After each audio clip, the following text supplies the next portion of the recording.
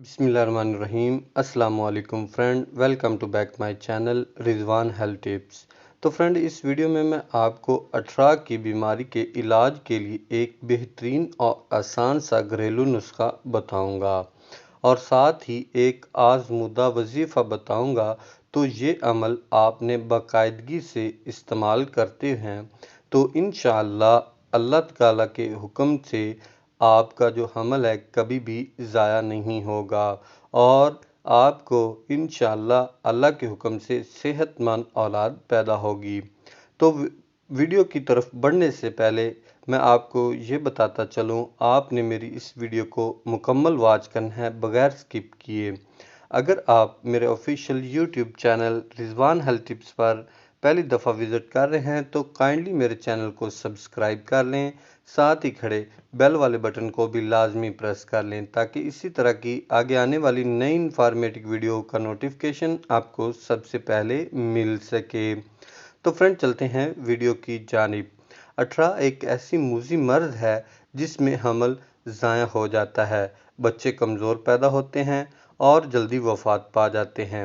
बाज़ औक़ात अठरा की अमराज औरतों को हमल ठहरता ही नहीं। इस मर्ज़ में यूट्रस के अंदर मौजूद बच्चे को ऑक्सीजन और न्यूट्रिएंट्स की सप्लाई रुक जाती है, जिससे बच्चे की नशोनुमा मुतासर होती है और इस तरह से मिसकैरेज हो जाता है। इसकी तमाम अलामात में खून की कमी, रहम की कमज़ोरी, आम जिस्मानी कमज़ोरी का होना, पेशाब में जलन होना, हाथों और पाँव में जलन होना, चिड़चिड़ापन और ज़्यादा गुस्सा पाया जाता है।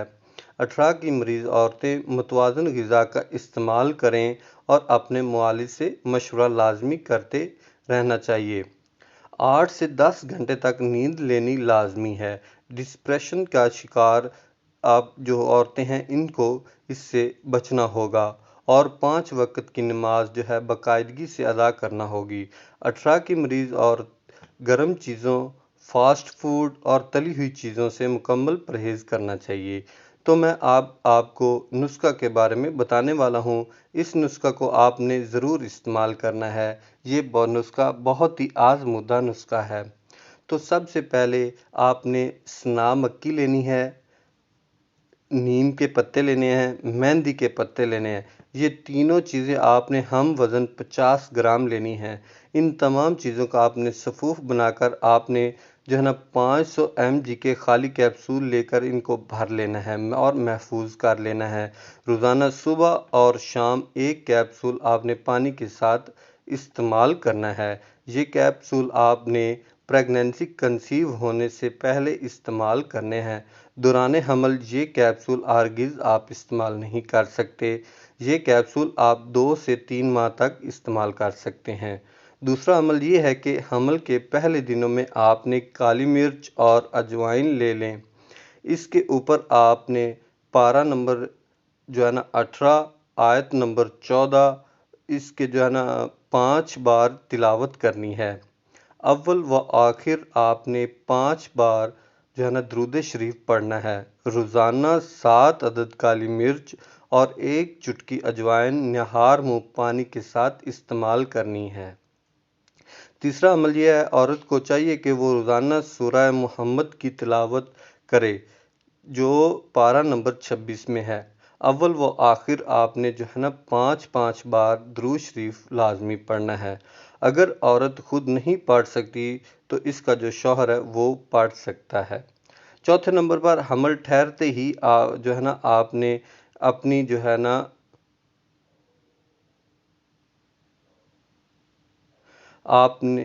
चौथा अमल ये है, हमल ठहरते ही आपने ये नियत कर लेनी है कि मेरे यहाँ बेटा पैदा होगा तो इसका नाम मोहम्मद रखूँगी और अगर बेटी पैदा होगी तो इसका नाम फ़ातिमा रखूँगी।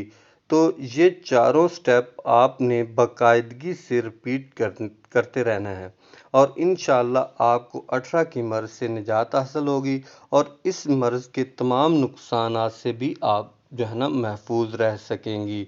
तो ये थी आज की कुछ इन्फॉर्मेशन। उम्मीद करता हूँ आज की इन्फॉर्मेशन आपको बहुत पसंद आई होगी। लाइक कमेंट शेयर ज़रूर करें, अपनी दुआ में याद रखें। वास्सलाम।